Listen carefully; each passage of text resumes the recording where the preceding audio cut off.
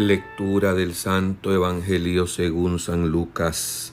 Gloria a ti, Señor. Jesús designó a otros 72 discípulos y los mandó por delante de 2 en 2 a todos los pueblos y lugares donde pensaba ir, y les dijo: la cosecha es mucha, los trabajadores pocos. Rueguen, por lo tanto, al dueño de la mies que envíe trabajadores a sus campos. Pónganse en camino, yo los envío como corderos en medio de lobos. No lleven dinero, ni morral, ni sandalias. No se detengan a saludar a nadie por el camino. Cuando entren en una casa, digan: que la paz reine en esta casa. Si allí hay gente que ama la paz, el deseo de ustedes se cumplirá. Si no, no se cumplirá. Quédense en esa casa, coman, beban de lo que tengan, porque el trabajador derecho tiene a su salario. No anden de casa en casa. En cualquier ciudad donde entren y los reciban, coman lo que les den, curen enfermos y díganles: ya se acerca a ustedes el reino de Dios. Palabra del Señor. Gloria a ti, Señor Jesús. Por este santo evangelio se borren nuestros pecados. Alabanzas a ti, oh Cristo. Hoy celebra la Iglesia la fiesta del evangelista San Lucas.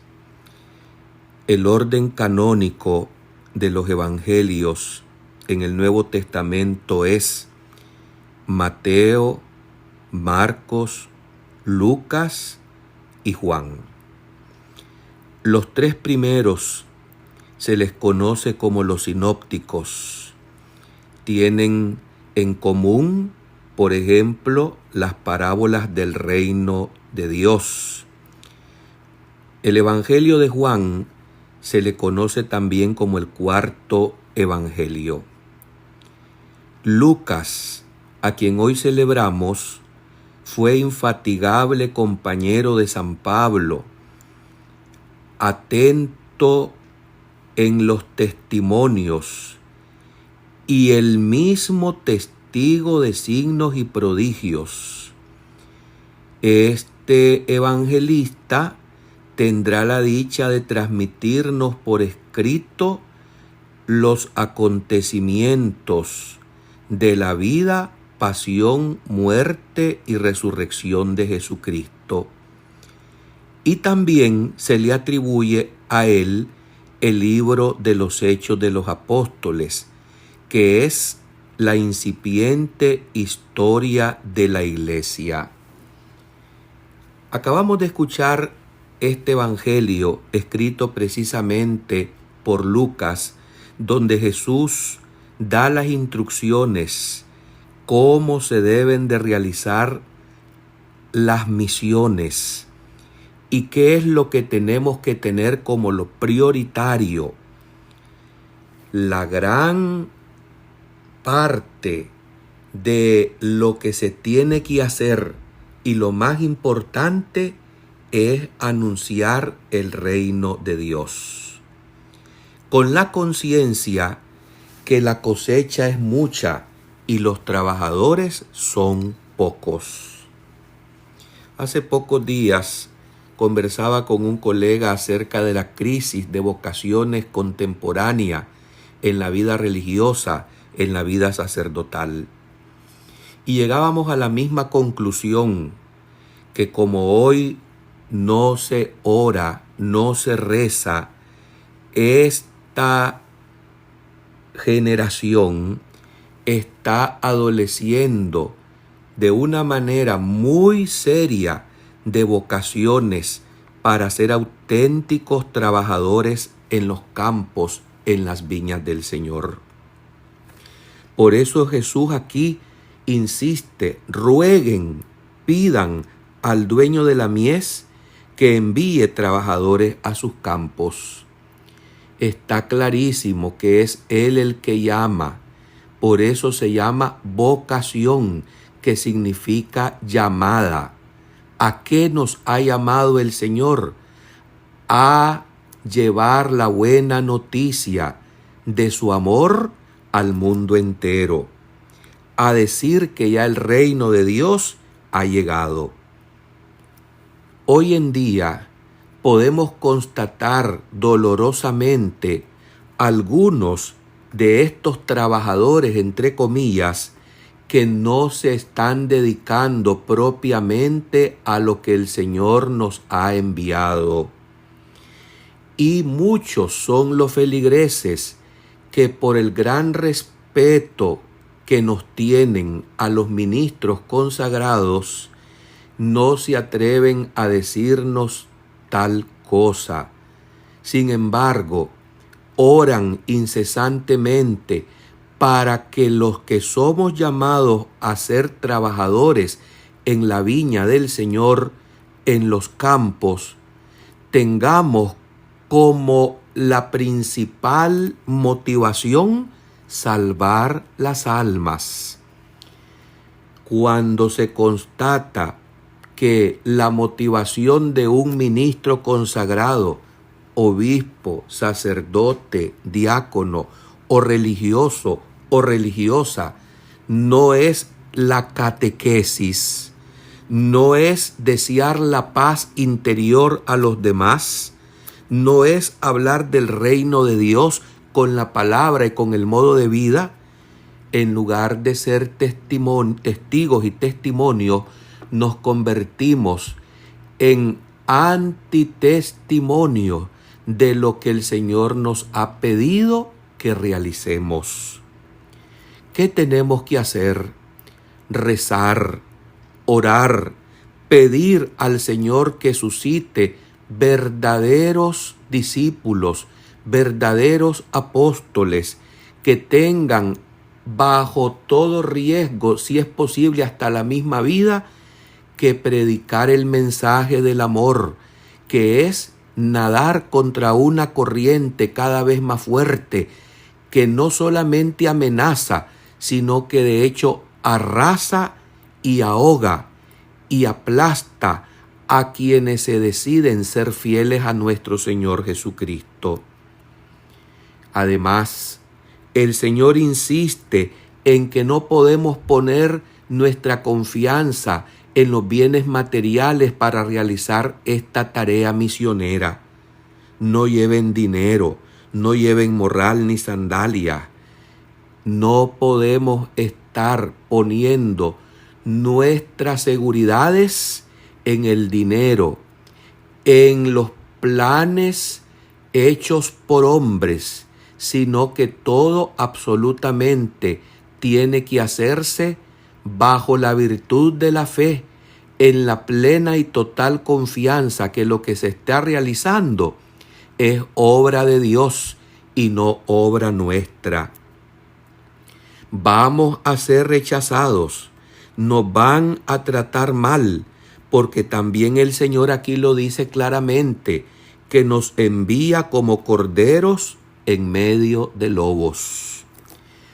¿Cuál será la señal que se nos asegura que estamos haciendo lo correcto? Que no se nos va a tratar bien, que se nos va a calumniar, que se nos va a perseguir y que se nos va a tratar de mil maneras de callar el mensaje del verdadero evangelio de Cristo. Lo que más duele es que podemos constatar también en ciertas esferas y ambientes que no pocos lobos se han infiltrado, convirtiéndose ellos en guías ciegos que no predican la autenticidad y los retos y radicalidad del Evangelio de Cristo, sino que bajo disfraz de ser pastores se han comprometido con agendas e ideologías pecaminosas y hasta diabólicas que hoy en día somos testigos que se están impulsando también en algunos lugares y ambientes que se confiesan cristianos. Hermanos, ser predicador de este evangelio, ser alter Christus, ser misionero de esta palabra, no es asunto fácil de comodidades y mucho menos de negocios monetarios y pecuniarios. Aquí se trata de estar conscientes que en esta vida no nos faltará absolutamente nada de lo necesario si nos dedicamos a lo que nos tenemos que dedicar por entero, a predicar el reino de Dios y su justicia, porque el mismo Cristo nos ha asegurado que lo demás se dará por añadidura, porque el mismo Señor ha dicho que el que deja casa, padre, madre, hermanos, tierras por Él y por el Evangelio, aquí tendrá el 100 por 1 en todo eso. Pero que no se nos olvide, cada vez que habla de esto Jesús dice, con persecuciones. Por eso es que también hoy ha insistido al decir que nos envía como corderos en medio de mucha maldad, en medio de lobos.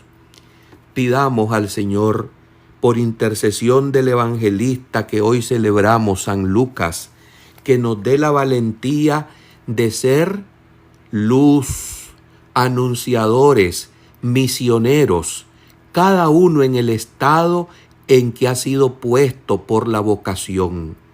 Porque también quienes son padres y madres de familia son misioneros en su propia iglesia doméstica, que tienen como la prioridad y lo más importante de tarea inculcarle a sus hijos las verdades del amor de Dios, el amor a la Santísima Virgen María, el conocimiento de la sana doctrina católica y meterles con sus palabras y su buen ejemplo el verdadero amor y el respeto a Dios y a los demás. San Lucas se cuenta que fue uno de los primeros convertidos a la fe y, como ya referí al comienzo de esta meditación, fue el compañero de misiones de Pablo. Lo acompañó durante su segundo y tercer viaje misionero y lo atendió durante sus cautiverios en Cesarea y en Roma. La tradición unánime de la Iglesia atribuye el tercer evangelio a San Lucas. Las alusiones y citas del evangelio son más frecuentes en los escritos cristianos primitivos, los cuales hicieron uso diligente de este inspirado libro. Es San Lucas el que nos trae los relatos maravillosos de los misterios gozosos de la vida del Señor. Es San Lucas el que finamente, magistralmente, nos ha legado esa página incomparable, insuperable, donde se nos cuenta el misterio de la encarnación del Hijo de Dios en el vientre purísimo de la Virgen María. Es San Lucas el que ha escrito bajo la inspiración del Espíritu Santo el verdadero nombre de María Santísima, la llena de gracia, Quejaritomene. Que este apóstol, que este evangelista nos ayude para que podamos llegar a Cristo a través de María Santísima, a través de sus enseñanzas. Amén.